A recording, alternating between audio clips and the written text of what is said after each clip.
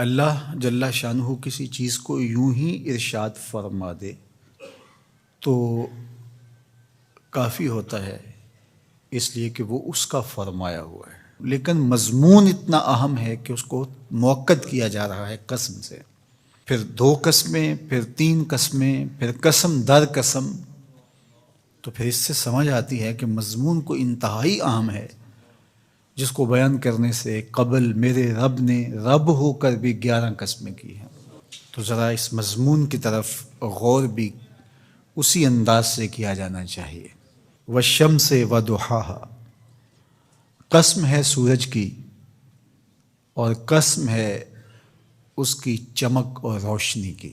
یہ کتنے گنا بڑا ہے زمین سے اور روشنیاں بانٹتا ہے، لیکن مجال ہے کہ اس کے حکم سے کبھی اس نے سرتابی کی ہو، اپنے مقررہ وقت سے ہٹ کے کبھی یہ طلوع ہوا ہو، کبھی غروب ہونے میں اس نے دیر کر دی ہو۔ تو کہا جب اتنا بڑا روشنیوں کا جہاں ہو کے رب کے حکم کا پابند ہے تو یا مشت خاک تو رب کے حکم کو کیوں نہیں مانے گا۔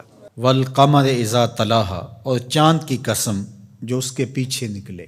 والنہار اذا جلاہا، اور دن کی قسم جب اسے چمکا دے۔ زندگی کی ریل پیل اور چہل پہل دن کے اوقات میں ہوتی ہے، زندگی کا سارا حسن اس دن میں دیکھنے کو نصیب ہوتا ہے، اس لیے دن کی قسم کی۔ واللیل اذا یغشاہا، اور رات کی جب اسے چھپا لے۔ اگر دن کی قسم کہ وہ اجالوں کا نقیب ہوتا ہے تو رات کی بھی قسم کہ وہ پردہ پوشی کا مزاج رکھتی ہے۔ پھر فرمایا والسماء وما بناہا، اور آسمان کی قسم اور اس ذات کی قسم جس نے آسمان کو بنایا۔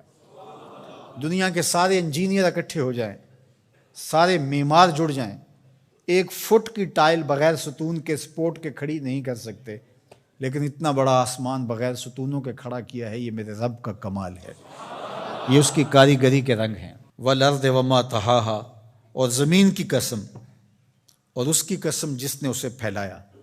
اگر آپ اپنے اطراف میں غور کریں تو آپ کو سب کچھ زمین سے حاصل ہوا دکھائی دے گا۔ یہ جس قالین پہ آپ بیٹھے ہیں، یہ کپاس جہاں سے اگی تھی تو وہ زمین ہے، یہ سنگ مرمر یہ بھی زمین سے نکلا ہے، یہ جو ہے وہ درخت سے لکڑی برآمد ہوئی تو وہ بھی زمین سے نکلا۔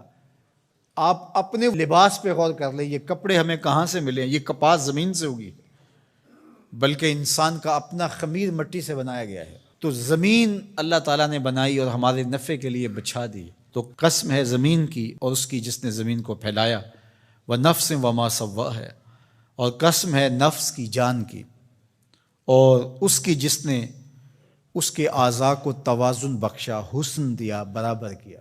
فالہمہا فجورہا وتقواہا، پھر الہام کیا اس کو، نیکی کیا ہے، بدی کیا ہے، یہ اس کو ہم نے عطا کر دیا۔ یہ کسی کالج میں، کسی یونیورسٹی میں، کسی استاد کے سامنے زانو تلمذ نہ بھی طے کیے ہوں، کہیں نہ پڑا ہو، اسے پھر بھی پتہ ہے کسی کا مال چھیننا بری بات ہے، دیوار رکھتے ہوئے ہمسائے کے 2 انچ دبا لینا اچھی بات نہیں ہے۔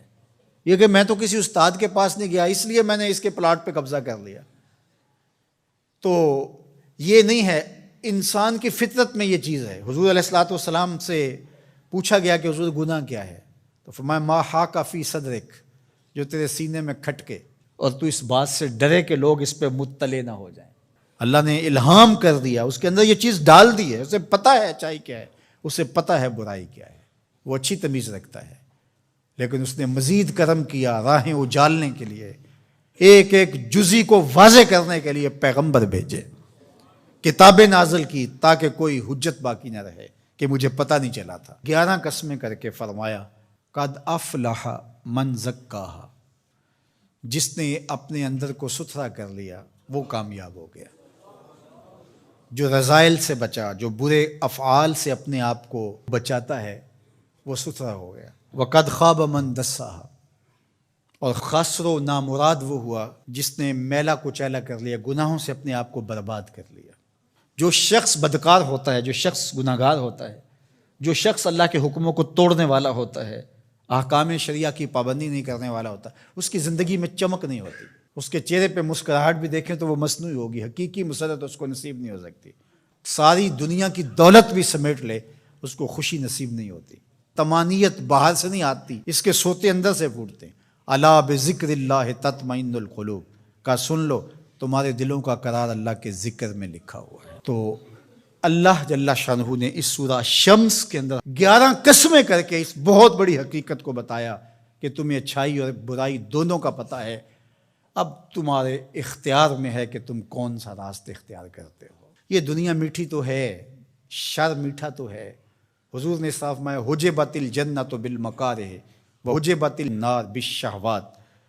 جنت مشکل کے پردوں میں لپیٹی گئی ہے اور جہنم شہوتوں کے پردے میں لپیٹی گئی ہے. اب تو نے کس راستے کو اختیار کرنا ہے، یہ تیرا اختیار ہے. سورہ شمس پکار کے ایک نہیں دو نہیں 11 قسمیں کر کے کہہ رہی ہے کہ سیدھی راہ پہ آ جاؤ، اللہ کی رحمتوں کے حقدار ہو جاؤ گے.